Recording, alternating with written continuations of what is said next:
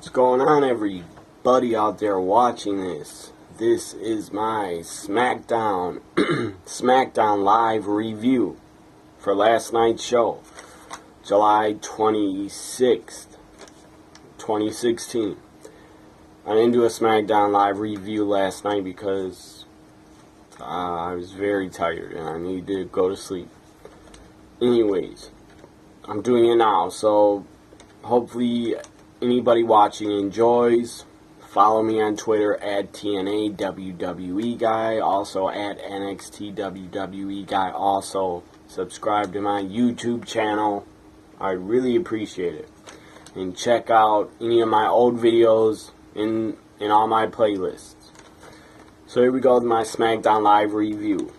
Kicked off with Shane and Daniel Bryan talking, and they walked out from the back. Daniel Bryan was holding a microphone. They came out the entrance. They showed them coming out the entrance. And they said they're basically pushing SmackDown, saying this is going to be a different show. They're going to do things different. Well, they did do something different. They announced a 6-pack challenge would be the main event.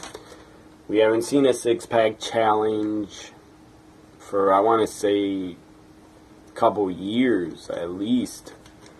Haven't seen one on pay-per-view or Raws or SmackDown, so I was happy and glad to hear we were going to get a 6-pack challenge as the main event. Then they announced the 5 guys that are put in the 6-pack challenge. They didn't have to compete in any matches. They were just put in it by Shane and Daniel Bryan. So the 5 guys that are put in the 6-pack challenge were Dolph Ziggler, John Cena, AJ Styles, Baron Corbin, and Bray Wyatt. And then a Battle Royal was held. A Battle Royal was held for the rest of the SmackDown Live roster. The winner would get the 6th spot in the 6-pack challenge. So the winner would go to the main event of SmackDown. Winner of the 6-pack challenge goes to SummerSlam to get a WWE Championship title shot against Dean Ambrose, the champion of SmackDown Live. So the Battle Royal starts. Kane was in it, Mojo Rawlings, Zack Ryder, Apollo Crews, Kalisto. It came down to the final 4. It was Kalisto, Kane, Zack Ryder, and Apollo Crews. Apollo Crews ends up winning. I should have thought he would win because the guy's a great young talent. But I didn't think Apollo Crews would win. It was a nice surprise, good way to kick off SmackDown Live. Great way to kick it off, having Apollo Crews win the Battle Royal and go on to the main event. Up next, after that Battle Royal and Apollo Crews winning, we had a video of Benjamin.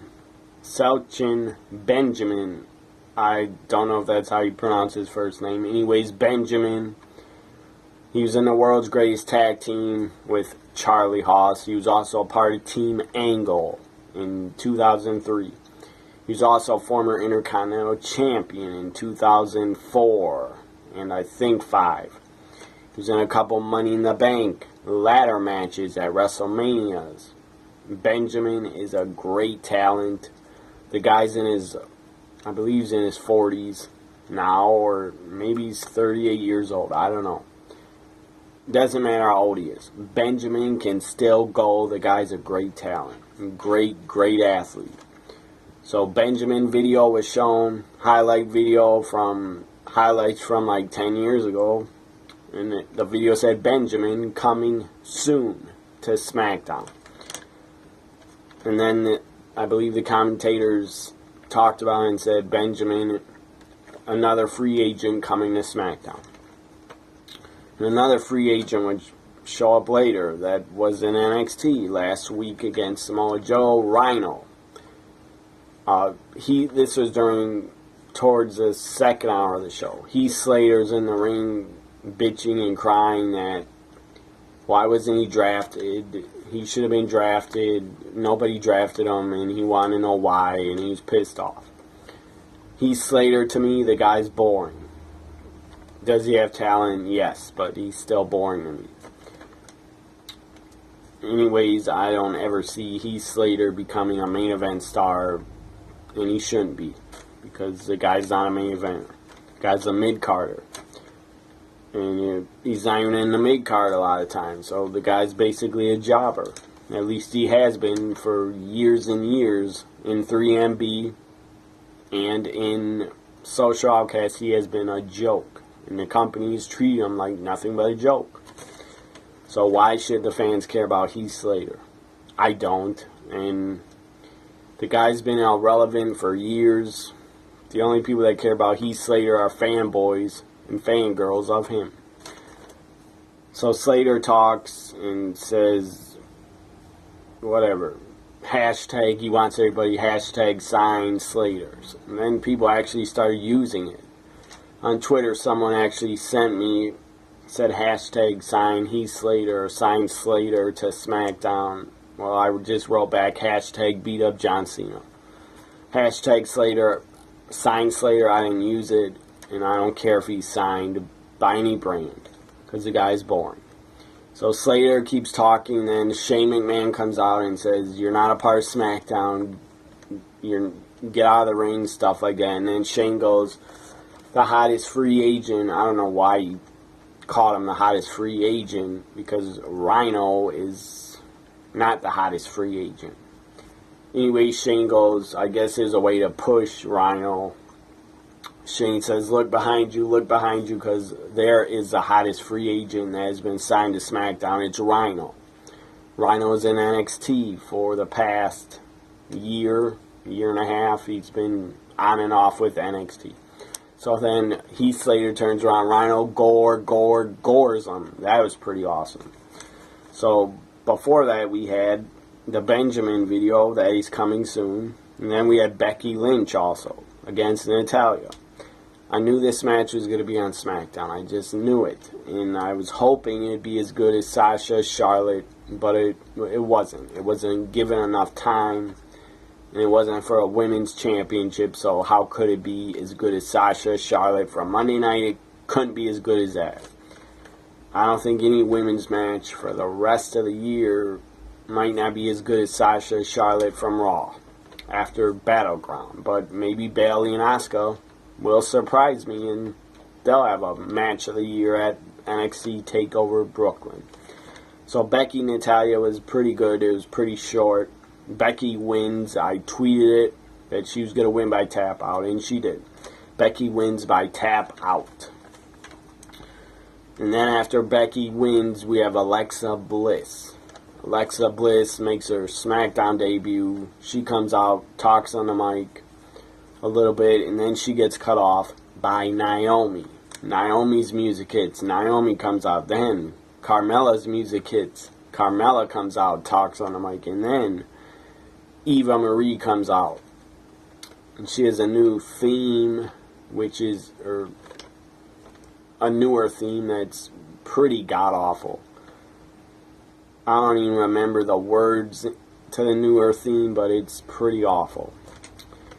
And the minute Eva Marie came out, I'm sure she was booed out of Buffalo, New York. I'm sure she was booed out of the arena, but somehow WWE turned down the mics in the crowd, or turned down the ring mics, and edited a live SmackDown.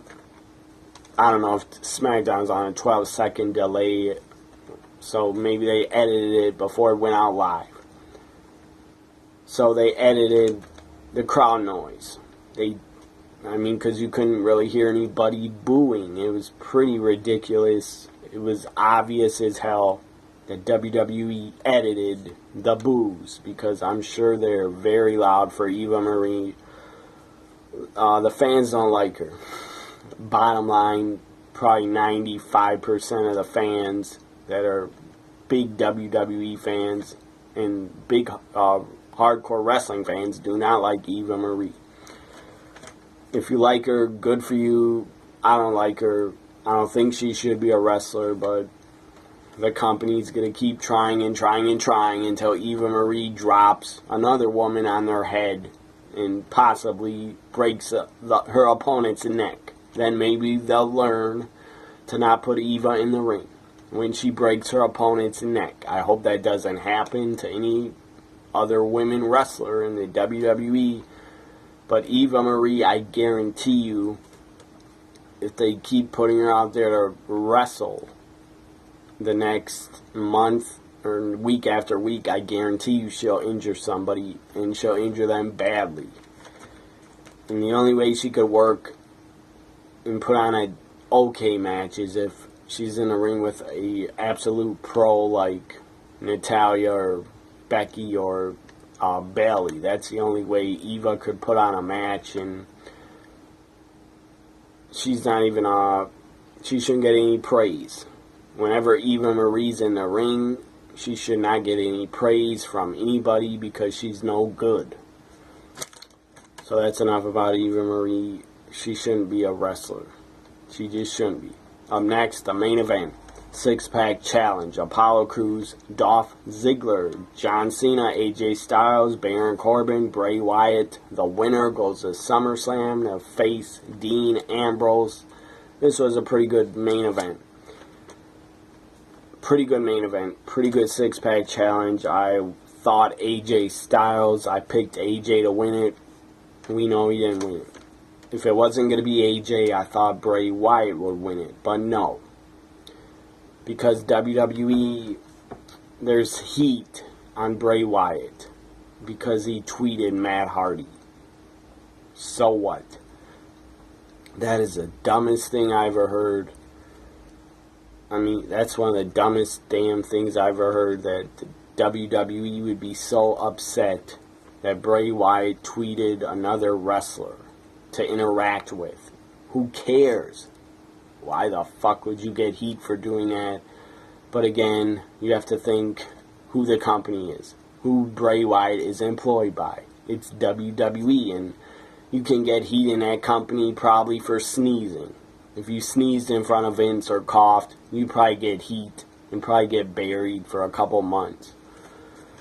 It's ridiculous how hopefully people backstage are not scared that they're going to lose their jobs, or scared that they have heat on them, or scared that they're going to be buried.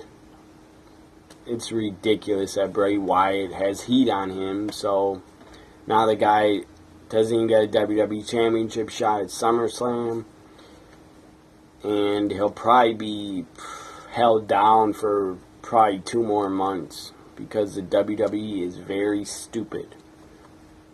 And they have heat. When they have heat with someone in the company that they employ, well, they usually bury them or hold them down.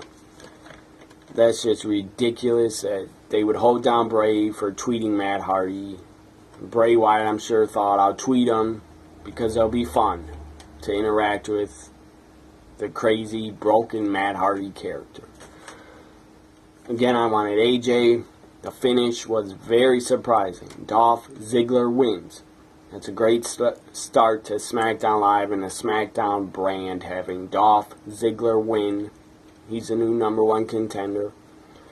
Hopefully, Dolph Ziggler, going into SummerSlam, hopefully next week he turns heel.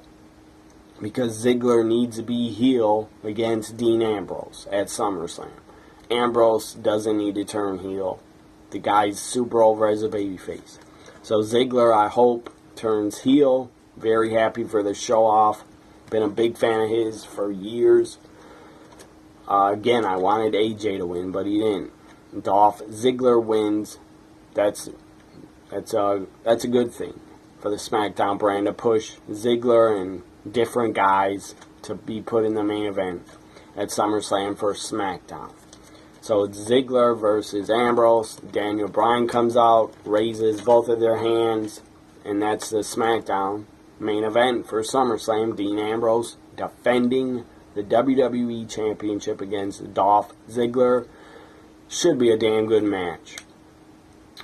Haven't seen these two guys really. They never been in a feud together, never been in a program together.